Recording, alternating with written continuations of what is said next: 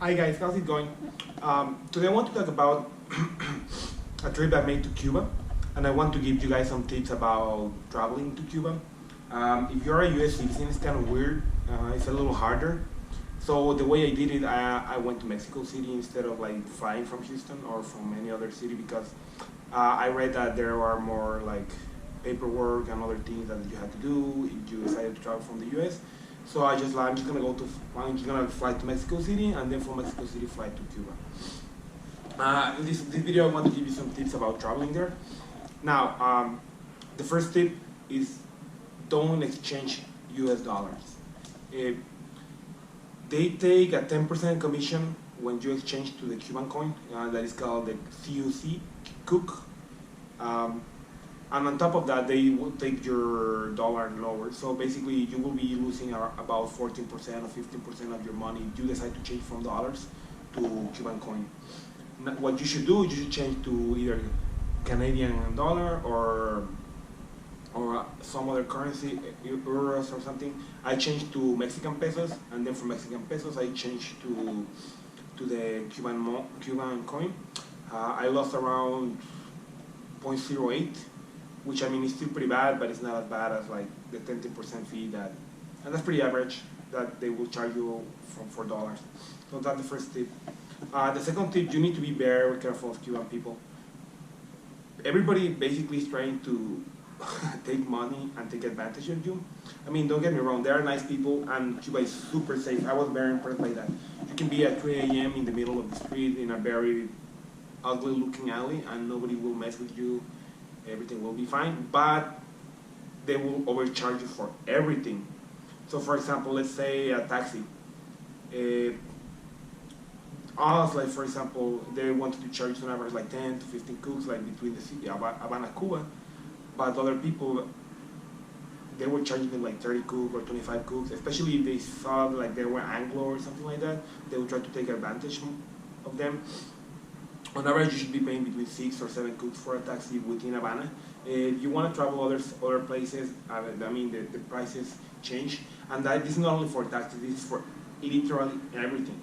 Food, they will charge you beers double, or like rum, they will charge you more. Everything. So be very careful with that. What you should be doing, like ask people who already went how much they pay for this, for that.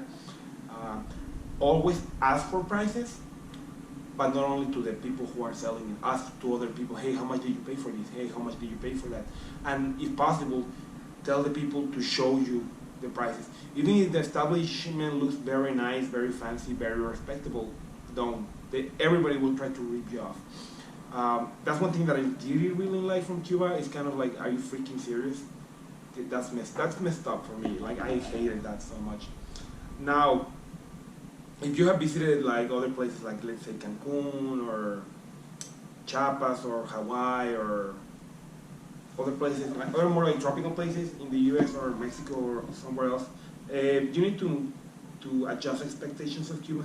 Cuba is beautiful, but it's not as great as people make it to be. You know, the one place that I do think was really freaking beautiful was Varadero. The beach is so amazing. It's really nice.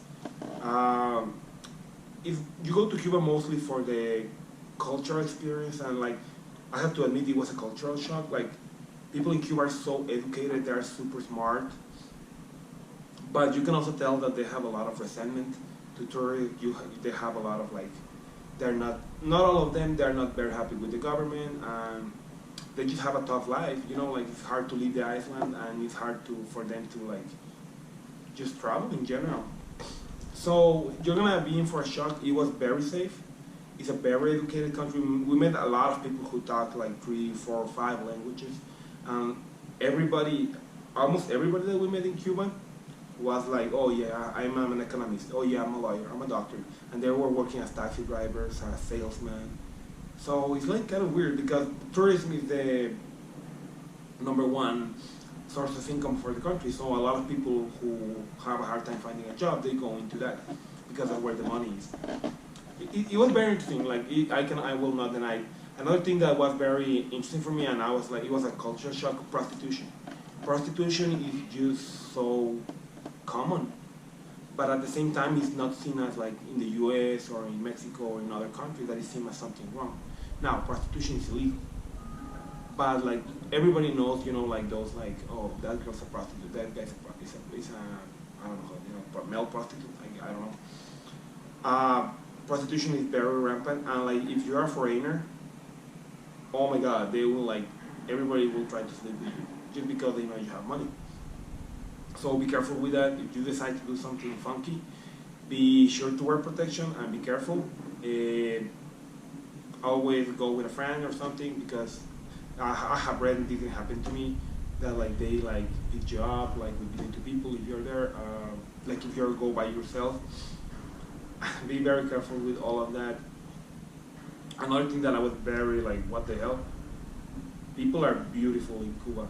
Like the guys are like super ripped, they are tall, and there's like black guys, white guys, like everything. And the same with the girls. The women are beautiful. I was like, holy snap, gorgeous. Like, and every type of girl that you can imagine, tall, short, very beautiful. I was very impressed by that. But if you think about it, it makes sense, because they really don't have a lot of like, they have limited access to internet. They don't have a lot of like video games or even computers. So it's kind of like life in Cuba is tough. That was an eye opener. That's why like I kind of understood why people are the way they are. But I mean, it still pissed me off. I just hate when people try to rip me off. I guess like because people don't have a lot of like that facilities. Like, oh, they cannot just be sitting all day playing video games or eating chips or doing stuff like that, because those things are expensive, like chips, everything sugary, like Coke, soda, beer, it's expensive. I personally think that's a good thing, like for example, put like taxes on sugary drinks, put like higher costs on like bad things for your health, because it forces the population to be healthier. And just the way the internet is managed, like people don't have a lot of internet access, so they're forced to go out, talk with each other. You see a lot of people playing outside, a lot of kids playing outside, and I mean the weather is tough, it's very hot, and like it's expensive to get a car in Cuba, so everybody walks. That's why everybody's like kind of freaking ripped. I don't know. Cuba was a very mixed experience for me. I like a lot of stuff. I didn't like a lot of stuff, but you can tell that the population is very poor, and it's tough for them. I still hate when people try to rip me off. If you're traveling somewhere other of Havana, Varadero, you can try to get like a taxi driver to drive you around. Now, we got a taxi driver to be basically our like personal driver for around 100 cook per day. You can probably get it for like maybe 90 or 80. We just didn't want to worry about it anymore. Now, even the taxi driver was trying to rip us off the whole trip. Don't let the taxi driver or whoever you hire or the per people tell you where to go. Or like, just tell them, no, I want to do this, I want to go here. Especially like, for example, if they tell you, oh, this restaurant is really good, oh, this place is really good, screw that. Because they get a commission. Like whenever a taxi driver or like any person tells you, oh, well, not any person, but like especially taxi driver, they'll tell you, oh, let's go here. Or this house, we should stay at this house. Be like, basically everything the taxi driver tells you, don't do it. Because they're just trying to get a commission. And usually this is not the best thing. Now, we went on a low season for tourism. We saw houses were like available everywhere, but we didn't know that. We got like kind of ripped off the first 2 or 3 days. After that, we got pissed, and we were just like very like, no, I want to do this. So you get to learn a lot about this. Be careful even with the cigars, everything. Again, people try to rip you off. That's about it. I'm gonna be making a couple more of these videos because I do think I have a lot to say about Cuba. Like some videos about my town, some videos about the places we visited and the experiences we had. And if you like this video and if you're planning to visit Cuba, let me a message, let me a comment, and just subscribe to my channel, guys. Have a good one.